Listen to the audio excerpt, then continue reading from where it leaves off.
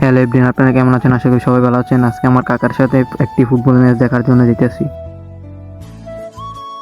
চলে আসলাম নুয়ের বাজার। নুয়ের বাজারে এসে দেখি একটি গাড়িও নেই, তাই আমরা গাড়ির জন্য অপেক্ষা করতে আসি। অবশেষে গাড়ি পেলাম, আমাদের গন্তব্যস্থানে যাচ্ছি।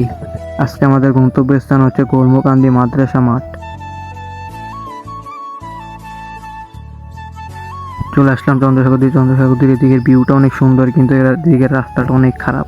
গাড়ি জাকানি ঠেলা, আমাদের অবস্থা খুবই খারাপ। এটা হচ্ছে চন্দ্রসাগরদী প্রাইমারি স্কুল। কিছুক্ষণ বাদে আমাদের গন্তব্যস্থান আমরা পৌঁছে যাব। চন্দ্রসাগরদী প্রাইমারি স্কুল থেকে এদিকে রাস্তাটা খুবই সুন্দর। ব্রিজের উপর থেকে ভিউটা অনেক সুন্দর দেখাচ্ছে।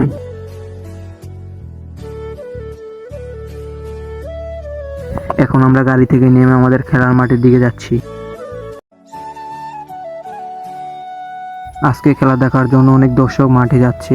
এদিকে জোয়ারের পানি এসে পড়েছে, আমাদের এদিকে এখনো জোয়ারের পানি আসে নাই। কয়েকদিন ধরে আকাশের ভিউটা খুব সুন্দর দেখা যায়।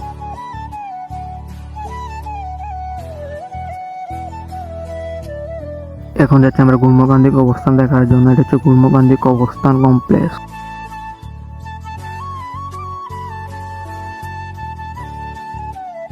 আমাদের দাউদকান্দির মধ্যে গুল্মকান্দি কবরস্থানটা সবচেয়ে বড়। কবরস্থানের পাশে অনেক গাছপালা রয়েছে, গাছপালার জন্য অনেক সুন্দর দেখা যায় কবরস্থানটা।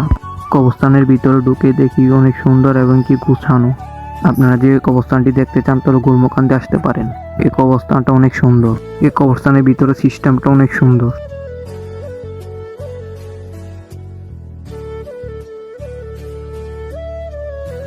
এই কবরস্থানে অনেক গ্রুপ প্লট আছে, শিশুদের জন্য আলাদা, মহিলাদের জন্য আলাদা, পুরুষের জন্য আলাদা। এই সাইনবোর্ডে যারা এই কবরস্থানের জন্য জমি দিয়েছে তাদের নাম তালিকা করে দিয়েছে।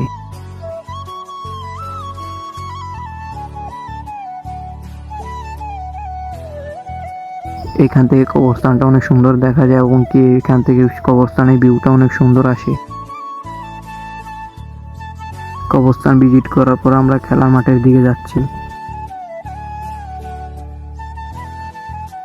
আজকে অনেক রোদ পড়েছে। আমি আরমান কাকা, জুবাইর ভাই কবরস্থানটা দেখতে এসেছি। এখন চলে আসলাম খেলার মাঠে। কিছুক্ষণের মধ্যে আমাদের খেলা শুরু হবে। আমরা খেলতে এসেছি কর্মকান্দি মাদ্রাসা মাঠে।